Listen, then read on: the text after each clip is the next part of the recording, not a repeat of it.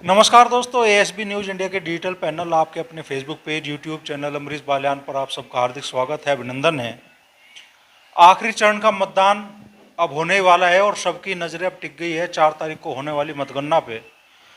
मुजफ्फरनगर लोकसभा में क्या चुनाव परिणाम रहेगा, उसको लेके पक्ष से विपक्ष से हर तरीके के दावे आ रहे हैं और बुढ़ाना विधानसभा को लेकर भी तमाम तरह के दावे किए जा रहे हैं। हमारे साथ एक इंटरव्यू में समाजवादी पार्टी, कांग्रेस, इंडिया गठबंधन के प्रत्याशी मलिक साहब ने दावा कर दिया बुढ़ाना विधानसभा से भी जीत का। हमारे साथ है बुढ़ाना विधानसभा क्षेत्र के पूर्व विधायक और भारतीय जनता पार्टी के बड़े नेता उमेश मलिक जी। तो मलिक साहब, किस तरीके का परिणाम ईवीएम से 4 जून को निकलने वाला है, खासतौर पर मुजफ्फरनगर लोकसभा सीट को लेकर? बहुत बढ़िया परिणाम आने वाला है लोकसभा मुजफ्फरनगर का।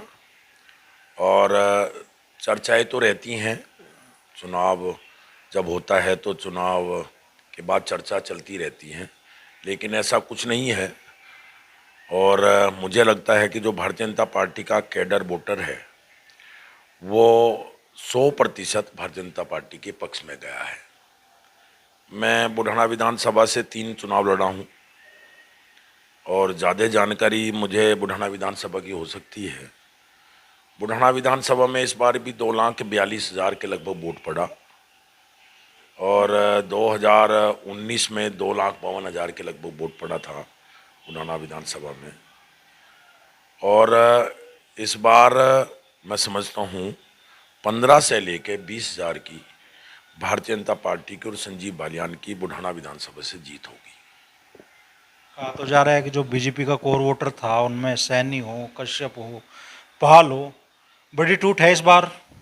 वो कहीं ना कहीं चुनावी समय पे जब चुनाव का दौर होता है तो लोग बाग गुमराह करने का प्रयास करते हैं। ऐसा कुछ नहीं है। और बसपा का प्रत्याशी प्रजापति समाज से आया, उसके बावजूद भी मुझे ऐसा लगता है, जो मेरा अपना आकलन है, कि 60% प्रजापति समाज के लोग भारतीय जनता पार्टी के पक्ष में गए हैं।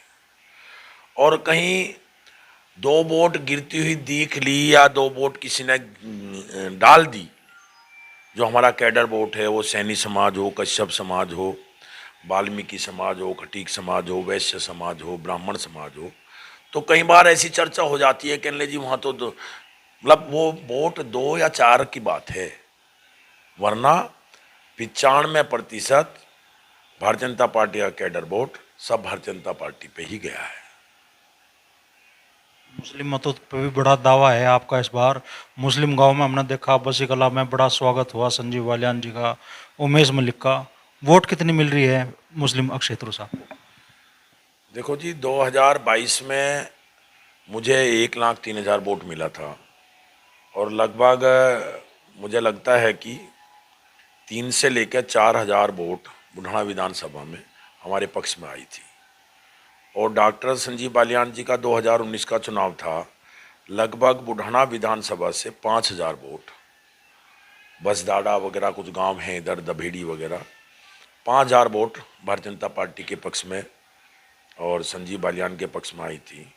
इस बार क्योंकि हम लगातार बिल्कुल सबको साथ लेकर चलने वाला काम किया है और राजनीति में थोड़ा सा बदलाव आया है, और मुस्लिम समाज को जो आयुष्मान कार्ड है, मकान बनना है, और मैं समझता हूँ कि इस दौर में सबसे ज़्यादा लाभार्थी अगर कोई हुआ है तो मुस्लिम समाज के लोग हुए हैं। और हम नगर के चेयरमैन के चुनाव हुए शाहपुर में, बुढ़ाने में, उन नगर के चुनाव में भी हमें बुढ़ाने में भी और शाहपुर में भी मुस्लिम समाज का वोट मिला। और इस बार भी मुझे ऐसा लगता है कि हमें बुढ़ाना विधानसभा से 10 से लेके 15,000 वोटों के बीच में संजीव बालियान को बुढ़ाना विधानसभा से वोट मिल सकता है। ऐसा तो नहीं होगा? पिछले कुछ सालों में संजीव बालियान जी जहाँ गए उन्होंने कहा कि भाई टोडा कल्याणपुर वालों ने बड़ा भरोसा हमें दिलाया था, हमें और उमेश मलिक जी को, और फिर वोट कितनी निकली थी आप ही बता दो। नहीं, वो तो एक बहुत पुरानी बात है, वो दबेड़ी की है। वो रास्ता बनवाया था सीआरएफ सेंट्रल रोड फंड से लगभग 30 करोड़ रुपए उस समय डॉक्टर संजीव बालियान मंत्री बने थे। 2014 की बात है। उसी समय वो बुढ़ाना से मंसूरपुर वाली रोड का पैसा आया था। तो उस समय हम वहाँ गए, गांव में रुके जैसे, तो उस समय की बात थी। वो बाद की बात, फिर बदलाव आया। 2017 के चुनाव में थोड़ा बदलाव आया, फिर 2019 के चुनाव में बदलाव आया, और 2022 के चुनाव में बदलाव आया। और अब कहीं ना कहीं इन लाभार्थियों को, जो मुस्लिम समाज के लोग हैं, वर्ग विशेष समाज के लोग हैं, उनको ऐसा लग भी रहा है कि उत्तर प्रदेश में से सरकार योगी जी की जाने वाली नहीं है। इस प्रभाव में भी उन लोगों का मत, और जो गांव के जिम्मेदार लोग हैं, प्रधान स्तर के हैं, सचिव हैं, बीडीसी हैं, हमारे डीलर्स हैं, जो हमारी सरकार से कनेक्टेड लोग हैं, और मैं सब लोग भारतीय जनता पार्टी के पक्ष में गए हैं। और विधानसभा की बात करें तो 15,000 वोट हमें बुढ़ाना विधानसभा से मुस्लिम समाज की मिलेंगी। अगर 10 से 15 हज़ार वोट आपको एक विधानसभा क्षेत्र में मुस्लिमों को मिल जाएगी तो फिर मुकाबला कहाँ रह जाएगा? दरअसल फ़र्क है, बुढ़ाना विधानसभा में 1,55,000 के लगभग मुस्लिम समाज है, और बाकी विधानसभाओं में कहीं 90,000 हैं, कहीं 95,000 है, कहीं 1,00,000 है।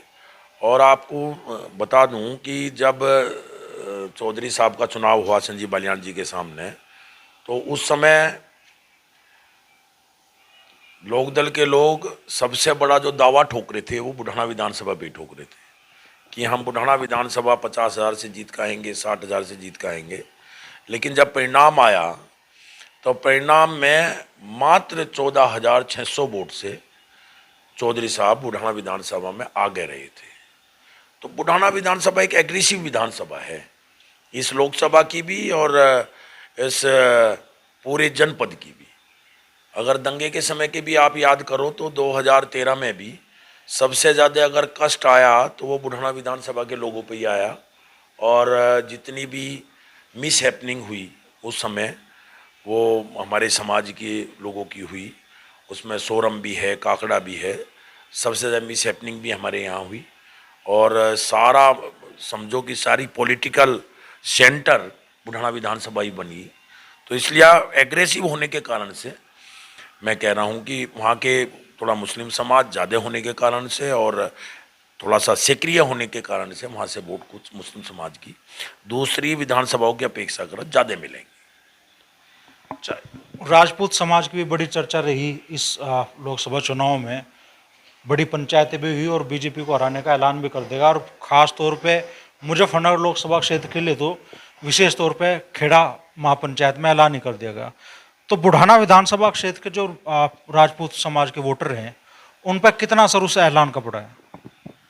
देखो जी, ठाकुर और राजपूत, उसमें रवा राजपूत भी जोड़ लो, मुझे लगता है कि ये भारतीय जनता पार्टी का बेस वोटर है, और इन्हीं के दम पे समझो हम सब लोग चुनाव लड़ते हैं। और ये सारे पंचायतें होती रही हैं, लेकिन बुढ़ाना विधानसभा पे कोई खास प्रभाव, लगभग 12 गांव 13 गांव मेरी विधानसभा में पड़ते हैं। 2 गांव इचौड़ा और मंडावली खद्दर थोड़े से अलग हैं, बाकी वहाँ पे 11-12 गांवों की एक श्रृंखला है। हमारी विधानसभा में कहीं भी इस प्रकार का प्रभाव देखने को ना तो चुनाव के समय में पड़ा, और ना जब वोटिंग हुआ तो उसमें हाँ इतना ज़रूर है कि थोड़ा सा किन्हीं कारणों से थोड़ा वोटिंग परसेंटेज तो हमारा 1-2 गांवों में घटा है, वो भी 1-2 गांवों में। लेकिन जो वोट पड़ा उसमें 90% वोट भारतीय जनता पार्टी के पक्ष में पड़ा। हमारी बुढ़ाना विधानसभा में कोई ठाकुर वोटों को में कोई प्रभाव उन पंचायतों का और उस विरोध का कोई बिल्कुल नहीं पड़ा। अच्छा, लगातार मान लो पोस्ट हो रही है, लोग कमेंट भी कर रहे हैं, और कहा जा रहा है कि भाई गठवाला खाप के गांव पे विशेष तौर पे बुढ़ाना विधानसभा के कहा जा रहा है, क्योंकि गठवाला खाप से ही मलिक साहब हैं, हरिंदर मलिक जी, कि गठवाला खाप के गांव में विशेष रुझान मलिक साहब के प्रति देखने के लिए मिल रहा है। मैं नहीं मानता इस बात को। गठवाला खाप के लगभग बुढ़ाना विधानसभा में 11 गांव हैं, और बधाई कला एक गांव है गठवाले का, वो चरथावल विधानसभा में है, और मोगपुर नोना 2 गांव आपके इस खतौली विधानसभा में भी है। मैं अगर बुढ़ाना विधानसभा के गठवाले के गांवों की बात करूं तो आज आप किसी चीज़ को, इस चीज़ को हाईलाइट कर देना और नोट कर लेना, मैं कहीं टिप्पणी भी नहीं करना चाहता, लेकिन 70-30 का रेशो 70% भारतीय जनता पार्टी के पक्ष में गठवाला गया है और 30% विपक्ष में गया है।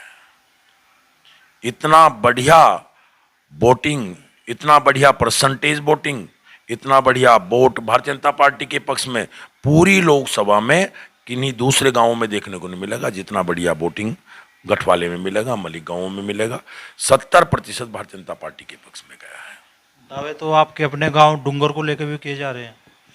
निश्चित रूप से मेरा अपना गांव है और डॉक्टर संजीव बालियान जी का कुटबा कुटबी गांव है, और जो विपक्ष का प्रत्याशी था उसका गांव भी नहीं इस लोकसभा में। अब दावा उनका कौन करेगा, वह हमारे होंगे दावा, और ये तो वास्तविक में वे तो बाहरी कैंडिडेट थे।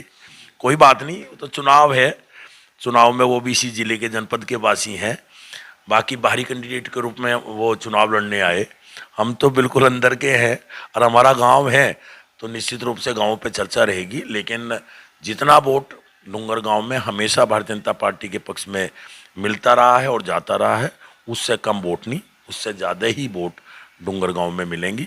और डूंगर गांव की बात नहीं, बल्कि फुआना, खरड़, कुरोदा, महाजन, खेड़ी, गनी और मोहम्मदपुर रायसिंह, कुरावा, सारे गांवों का मैं आपको परिणाम बता रहा हूँ। 70-30 की रेसों में हम इन गांवों में रहेंगे।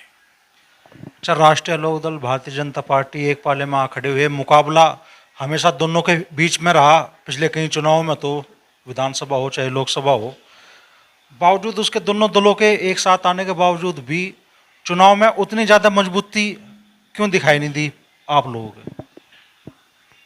लोकदल और भारतीय जनता पार्टी का गठबंधन पश्चिम उत्तर प्रदेश में एक ताकतवर गठबंधन है, और हम लोग बिल्कुल आमने सामने खड़े होकर चुनाव भी लड़ते रहे हैं, लेकिन इस बार साथ में चुनाव थे।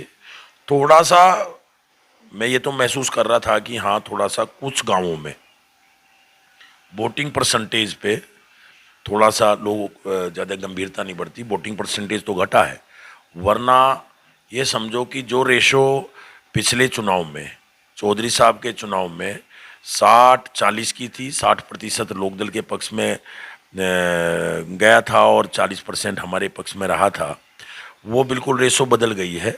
80-20 की रेशो जाट समाज में भी इस गठबंधन के बाद रही है, और गठबंधन का एक बड़ा मैसेज भी गया है। इसलिए पश्चिम उत्तर प्रदेश में इस गठबंधन का ही ये परिणाम आने वाला है कि सभी भारतीय जनता पार्टी की झोली में सब सीट जाने वाली है। जब गठबंधन हुआ तो ऐसा लगा भाई जैसे चुनाव एक तरफा हो गया मुजफ्फरनगर में, लेकिन जैसे जैसे जैसे मतदान की तिथि आती गई, मुकाबला बनता चला गया, और बाद में तो फाइट नेक टू नेक मानी जा रही है यहाँ पे।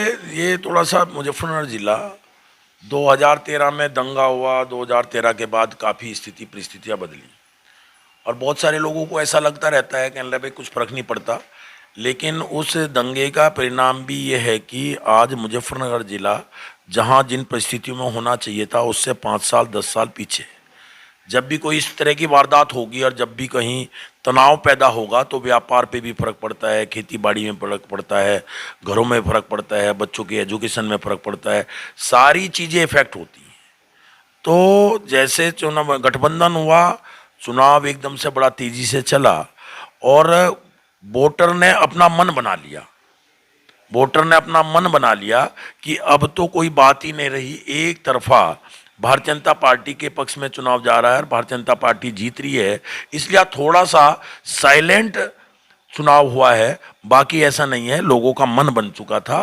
और 70, मुझे तो ऐसा लगता है कि 70-30 का रेशो पूरे चुनाव में, पूरी लोकसभा में है। इस तरह की स्थिति परिस्थिति आपके लोकसभा की है, और बहुत ही अच्छी वोटों से, जितनी अच्छी वोटों से। मुझे तो कई बार कई गाँवों में तो मैं, संजीव बालियान जी और मैं दोनों साथ गए, उन लोगों का उत्साह देख के तो कई गांवों में तो ऐसी स्थिति दिखाई दे रही थी कि जिस प्रकार से 2014 का चुनाव हुआ था उससे भी भारी भरकम उत्साह मुझे लोगों के गांव में जाके देखने को मिला। नहीं मान रहे कि आप मुकाबला है, उस हिसाब से तो आप डिनाई कर रहे हो कि मुकाबला है मुजफ्फरनगर में। देखो जी, गठबंधन होने के बाद में मैं मुकाबले की बात करूं तो बढ़िया बात नहीं है।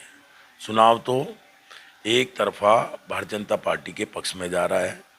अब मैं आपको मुकाबले वाली बात कहूँ, आपको मुकाबला लगता है कि नहीं लगता है मुझे नहीं पता, लेकिन एक तरफ दोनों बसपा और सपा और एक तरफ भारतीय जनता पार्टी आधे से भी ज़्यादा वोट लेने जा रही है मुजफ्फरनगर लोकसभा में।